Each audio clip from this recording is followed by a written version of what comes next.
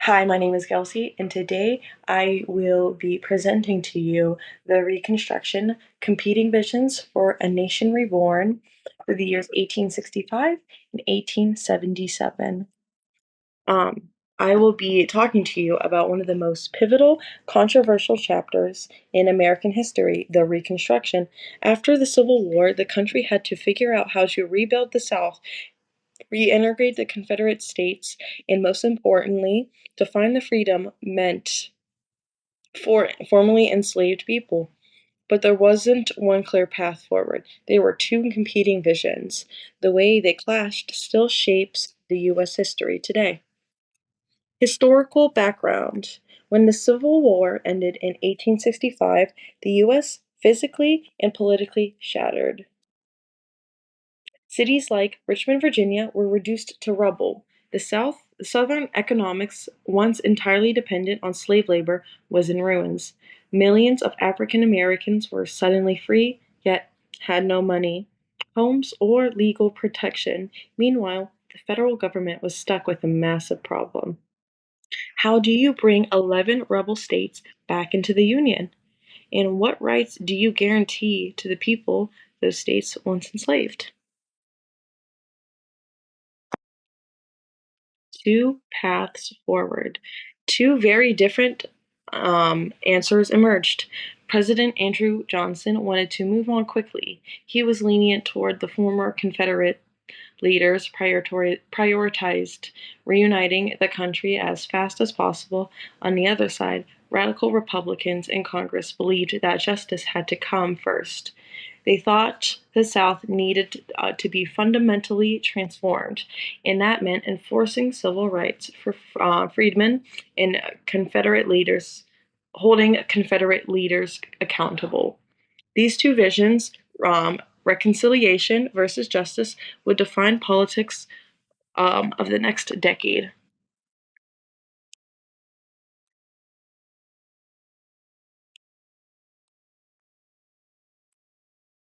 Presidential Reconstruction.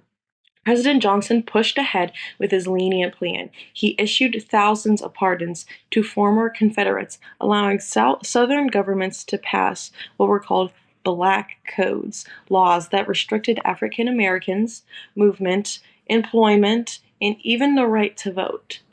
Johnson also vetoed bills that aimed to help freedmen. This approach effectively gave power back to the same white elites who had led the South into war in the first place.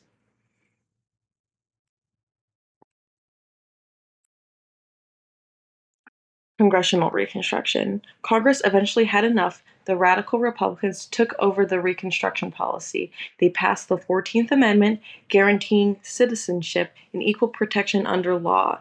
They placed the South under military rule and set up the Freedmen's Bureau, a federal agency that provided food, education, and legal aid to former slaves. For a few brief years, Black Americans voted, held office, and helped reshape their communities. It was a revolutionary moment, but also one under constant attack. Look at the picture. James G. Blaine's critique. James, a powerful congressman, was one of Johnson's most vocal critics. He said, quote, "The president's course has enabled the rebels to triumph and has paralyzed the arm of the nation in its attempts to protect the rights of freedmen." That line captures the core frustration in the radical Republicans. The Johnson's mercy for the South came at a cost of justice for the newly freed.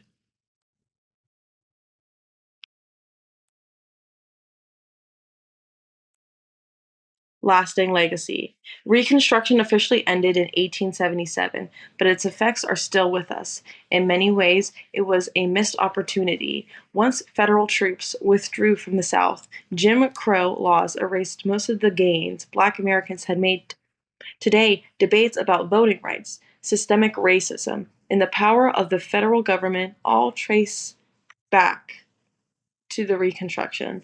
It was a moment where America could have become something new, and in some ways it did, but much of its promise was left unfulfilled.